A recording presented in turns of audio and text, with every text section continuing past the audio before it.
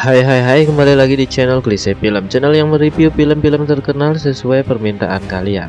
Di video kita kali ini kita akan membahas sebuah film yang penuh dengan strategi-strategi jitu, tepat, dan tidak boleh ada satupun kesalahan. Dibintangi oleh dua aktor ternama yaitu Sylvester Stallone dan Arnold Schwarzenegger. Dirilis pada tahun 2013, film yang satu ini termasuk dalam film aksi laga strategi terbaik yang akan membuat kalian bertanya-tanya, kok bisa ya? Mengambil tema penjara yang merupakan tempat angker dan sangat ditakuti oleh semua orang, tapi tidak dengan orang yang satu ini. Setiap saat dan setiap waktu bahkan pekerjaannya adalah masuk penjara. Tetapi tidak pernah satu kali pun dia melakukan kejahatan. Apakah sebetulnya pekerjaan orang ini dan akan ada satu penjara yang hampir saja dia bertahan selamanya di sana? Penasaran dengan duet kedua bapak-bapak ini? Jadi jangan kemana-mana, don't go anywhere. Showtime.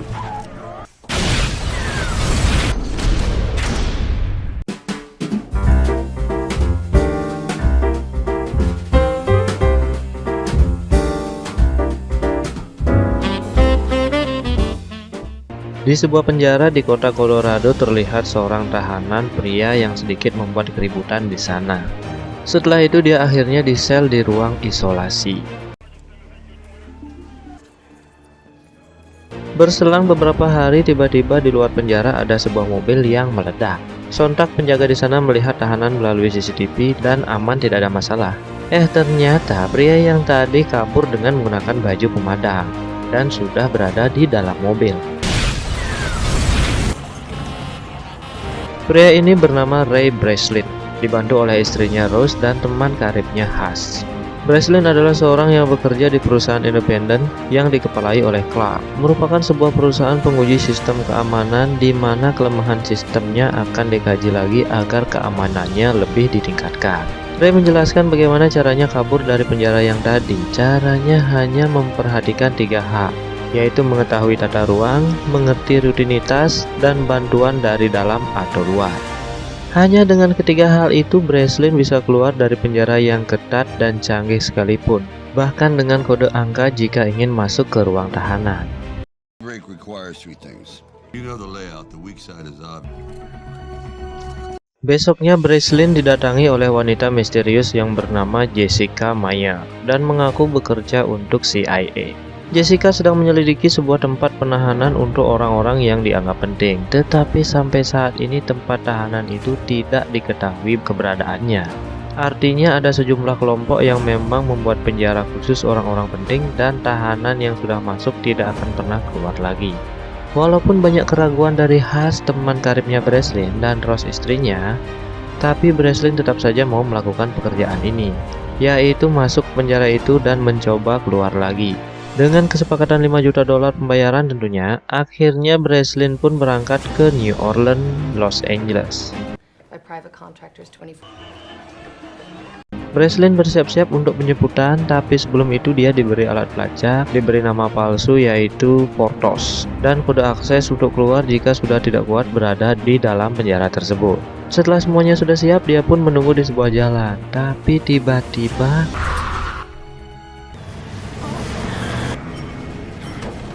setelah dimasukkan di dalam mobil, dia sedikit disetrum dan diberi bius. Bahkan alat pelacaknya pun dicabut dan dihancurkan. Otomatis Hush dan Rose mulai panik dengan hal itu. Setelah sadar, Breslin yang nama samarannya adalah Portos sudah berada di sebuah penjara kaca yang dia sendiri bingung ada di mana. Bahkan ketika dia bertemu dengan ketua sipirnya yang bernama Hope, Breslin pun bingung karena dia sudah memberikan kode evakuasi yang tadi ya, tapi sepertinya kepala sipir ini tahu bahwa Portos adalah nama samaran, dan Hope tidak peduli dengan kode evakuasi. Breslin pun mulai berpikir bahwa dia memang sengaja dimasukkan di sini dan ingin dimusnahkan, mungkin karena sudah banyak kepala penjara yang di-prank sih. Ketika sedang berada di Babylon, Breslin yang sedikit memukul orang di sana didatangi oleh bapak-bapak yang bernama Rod Meyer. Okay. Karena sifat Breslin yang memang susah bergaul, Breslin pun sedikit mengacuhkan kakek-kakek itu ya. Tapi kok sepertinya kakek ini tahu siapa Breslin. Semakin lama hubungan antara Porthos dan Rottmeier ini semakin dekat, dan akhirnya Porthos pun mulai meminta bantuan untuk pertama kalinya kepada Rottmeier. Bagaimana caranya agar dia bisa masuk ke ruang isolasi? Dengan sedikit membuat keributan, akhirnya mereka pun masuk ke ruang isolasi, dan ternyata ruang isolasinya beda coy.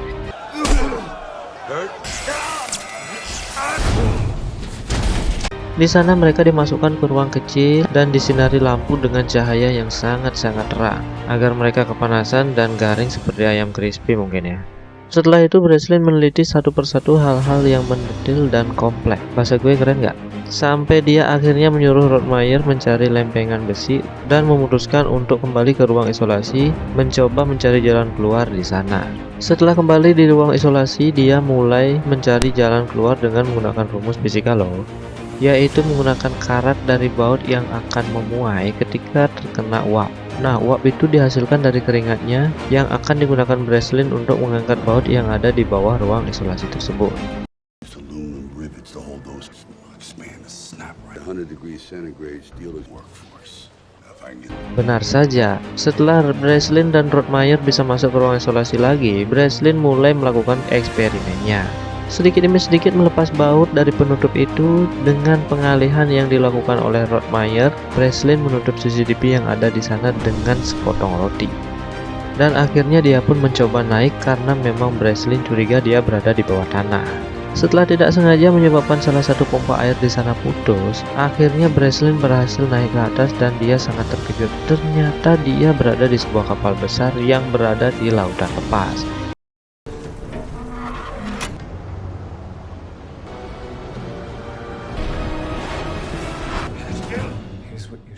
Dengan cepat dia kembali ke ruang isolasi tadi, walaupun ada adegan jatuh dan sedikit terlambat untuk masuk, tapi akhirnya dia bisa berada di sana dengan tepat waktu.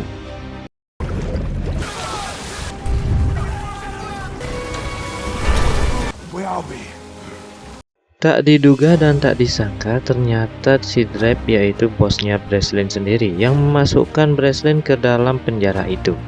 Karena memang banyak orang yang sudah membayar kepada Drape untuk kematiannya si Breslin. Ini loh ciri-ciri bos yang mata duitan tanpa mementingkan nasib bawahannya. Selain itu juga Breslin akan dimanfaatkan oleh si Hope ini untuk menggali informasi tentang seseorang yang bernama Manheim.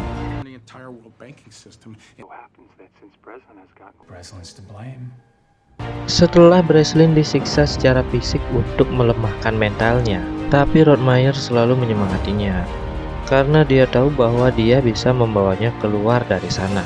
Dan benar saja, Breslin selalu ingat dengan keluarganya. Ketika itulah dia sebetulnya tidak pernah menyerah. Ternyata Breslin sudah menyelidiki semuanya walaupun tidak ada tata letak dan tidak ada waktu, tapi dia masih bisa melihat rutinitas dari para penjaga yang ada di sana.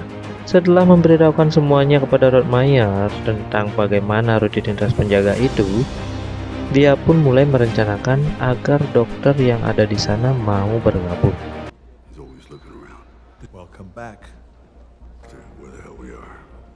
Breslin selalu mengingatkan sumpah seorang dokter bahwa dia harus melindungi dan membantu orang yang sedang menderita. Selanjutnya Breslin harus tahu di mana sebetulnya tempat mereka berada sekarang ini. Dia pun membuat alat yang bernama sexta. Jangan ngeres duluan loh ya. Alat ini merupakan alat pengukur derajat yang bisa digunakan dalam pelayaran untuk mengetahui tata letak titik koordinat tertentu dengan melihat bulan atau bintang yang ada. Keren nih alat, baru tahu nih.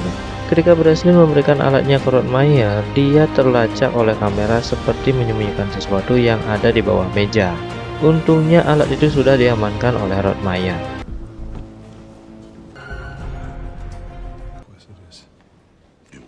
Ternyata Breslin dipindah ke sel E, di mana di sel tersebut belum ada satupun tahanan. Tapi Breslin ini memang banyak ide ya. Dia memberitahukan bahwa dia tahu tentang Manheim. Tahu kan, bos Rottmeier yang tadi kita bahas, bahwa Breslin bisa menggali informasi dari Rottmeier tentang Manheim. Ya nurut kan si kepala sipilnya. Dan Breslin mulai mengarang cerita agar dia bisa berkomunikasi baik dengan Rottmeier. Manheim. Finding him has got to be worth a lot. Fair enough. Breslin menyuruh Jeep, salah satu tahanan, untuk memintanya berdoa di atas. Jeep dengan mudah meminta hal tersebut.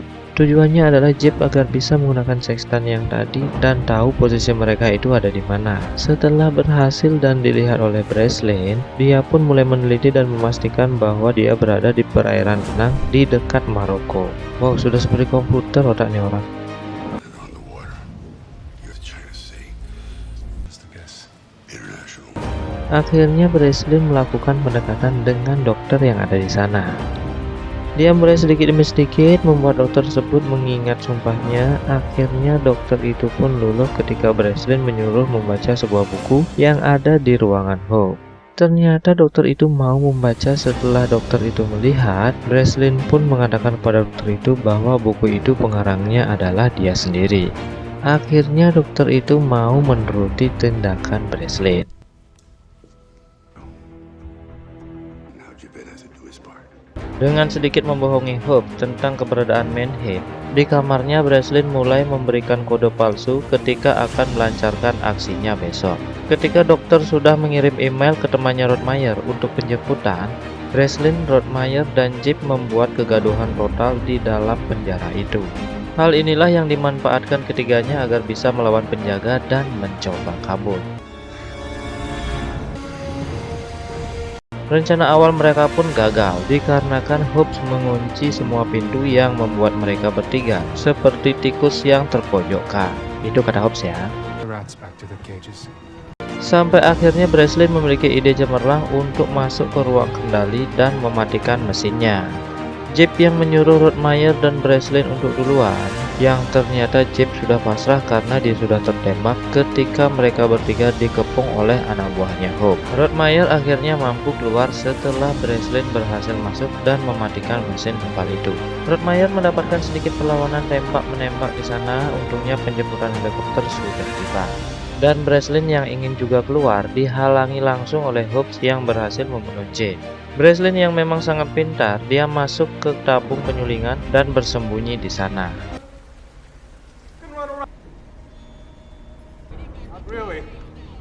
Dimana ketika mesin dihidupkan, tabung itu akan mengempaskan semua air yang ada di dalamnya. Otomatis Breslin bisa keluar dari bagian samping kapal. Hal ini sudah diduga oleh Rottmeyer dan langsung menjemput Breslin dengan tangga tali untuk naik ke helikopter. Tapi Hope juga sudah memiliki feeling bahwa Breslin sudah ada di luar melalui tabung penyulingan yang tadi. Setelah Hope berada di luar, dia langsung menuju ke arah samping belakang kapal dan langsung menembaki Breslin yang ingin naik tangga tali itu. Ketika Breslin menerima pistol dari Rottmeyer tanpa babi bu, dia langsung menembak ke arah bawah yang ternyata di sana sudah ada tumpukan bahan bakar. Dan tembakan terakhir, mantan Rambo ini bos, main-main. Akhirnya Rottmeyer dan Breslin diturunkan di pinggir pantai. Tidak lama setelahnya ternyata muncul Jessica dengan bodyguardnya. Ternyata Rottmeyer itu adalah Manhead. Ketika dia masuk penjara, kode penyelamatan berupa nama Rottmeyer langsung diaktifkan dan kuncinya adalah Portos. Pantesan pas baru ketemu di penjara dulu, ini bapak-bapak langsung akrab saja. Portos. Dan akhirnya Breslin bisa kumpul lagi dong dengan keluarganya. Nah, di akhir film ternyata bos Breslin yang dulu kabur ke tempat yang jauh, tapi ketangkep juga sama Haas dan disekap di kapal laut juga. Cuman bedanya dia berada di dalam mobil yang mobilnya dimasukkan ke dalam peti kemas. Auto tewas nih orang. Dan film pun tamat.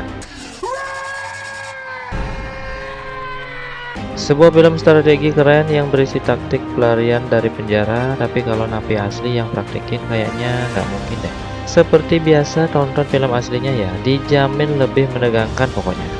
Terima kasih sudah menonton review film di channel ini. Jangan lupa like dan share jika kalian suka. Subscribe dan bunyikan loncengnya untuk tidak ketinggalan review film selanjutnya. Terima kasih.